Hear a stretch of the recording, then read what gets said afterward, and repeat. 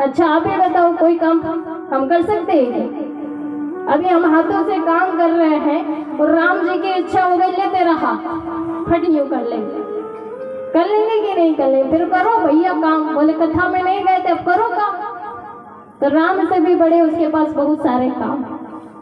लेकिन जब हमारा अंतिम समय आएगा, यमराज जी आएंगे, अब यमराज जी से भी कहना भैया कल हमारी दुकान में बड़ा ग्राहक आने वाला है, थोड़ा सा काम है हमें।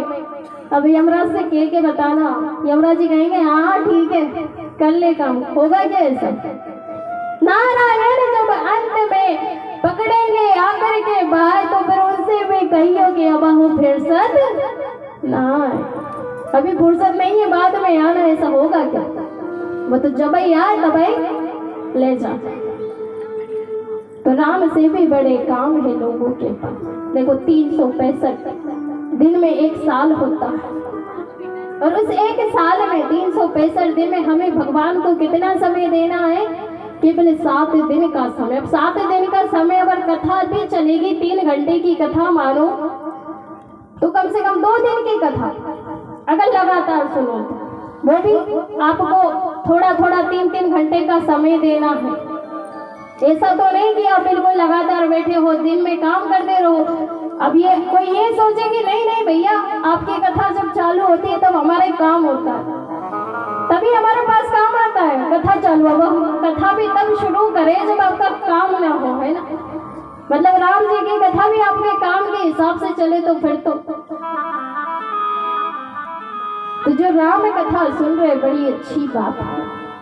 अब आप सोच रहे होंगे कि राम कथा सुन रहे, फल तो मिलेगा हमें, तो जरूर मिलेगा। किस समय?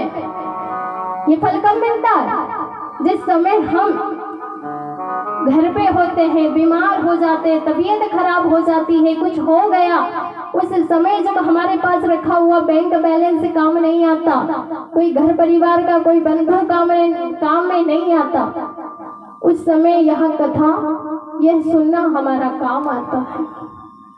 फल देती है राम कथा।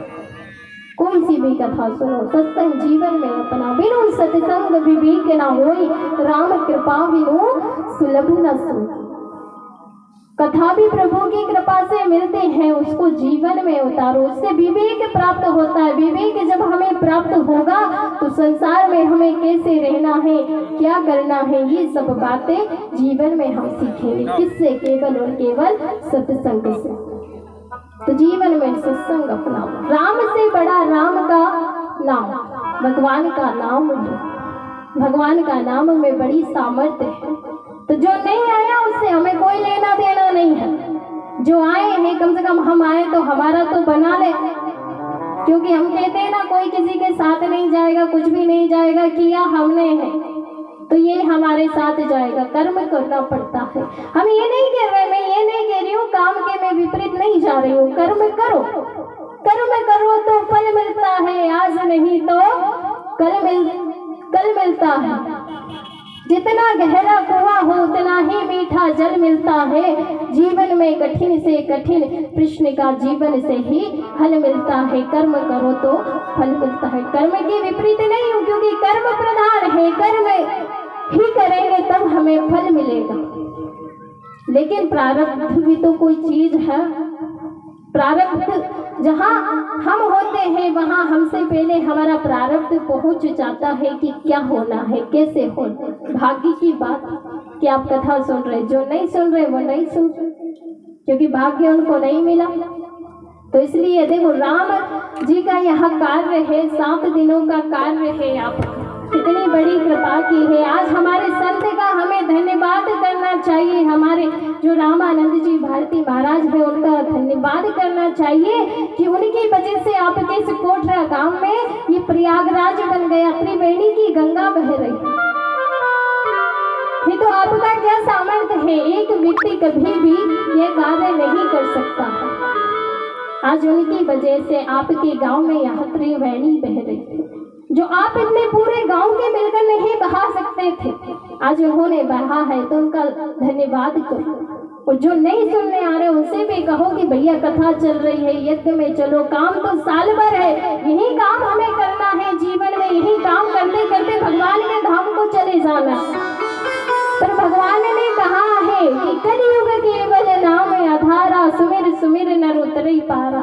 थोड़ा सा भगवान के नाम को भी गा लो, काम भी जरूरी है, नाम को भी गाओ। इसलिए कथा में सभी को आना है और कथा बड़े भाव से सुन लीजिए। काम तो जीवन में काम के करते करते व्यक्ति चला जाता है, लेकिन वहां जाने के बाद भैया अपने प्रभु का कितना नाम लिया, कितना कथा में गए, तो फिर क्या जवाब दोगे? और स्टेशन बहुत पड़ते हैं, न जाने कौन से स्टेशन पे उतार दो, पहले नरक पड़ेगा, फिर स्वर्ग पड़ेगा, फिर कहीं जाके भगवान का धाम मिलेगा। तो नैया तैयार करनी पड़ती है वहां जाने। कहते ना बैतरणी नाम की एक नदी पड़ती है, अब नैया कैसे तैयार होती है? राम कथा ताका दृढ़नामा, वो राम कथा ही एक नैया है जो उस भव सागर से हमें पार करता है। तो इसलिए कथा को श्रवण करो, प्रेम से सुनो। जो नहीं आ रहा उनसे नहीं मतलब, पर हम तो अपने जीवन को सुधार लें, अपने जीवन को सही कर लें। तो इसलिए बड़े भाव से प्रेम से इस आज देखो 2 दिन तो हमारे निकल गए, बचे 5 दिन तो क्यों ना इसे ज्ञान गंगा में डुबकी लगा।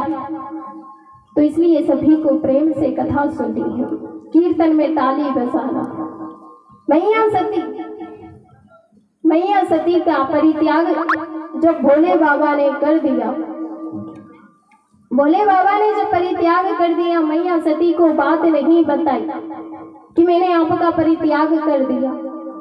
अब गोस्वामी जी कहते हैं कि दोनों का प्रेम कैसा था?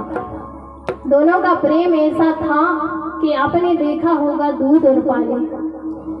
अब दूध को जब हम बेचने जाते हैं तो कोई व्यक्ति क्या करता है, दूध में पानी मिला लेता है। अब दूध की आजकल हम दूध का भाव भी बड़ा बढ़ गया, 50 रुपए किलो, 60 रुपए किलो। अब वो चाहे आधा पानी मिला चाहे पूरा पानी मिला, अब बिकेगा तो पानी भी दूध की कीमत का। हम रोज कहते हैं ना भैया थोड़ा कम मिलाओ, थोड़ा कम मिलाओ पानी। तो जो दूध है वो अपने साथ में जब पानी मिल जाता है तो पानी की भी उतनी ही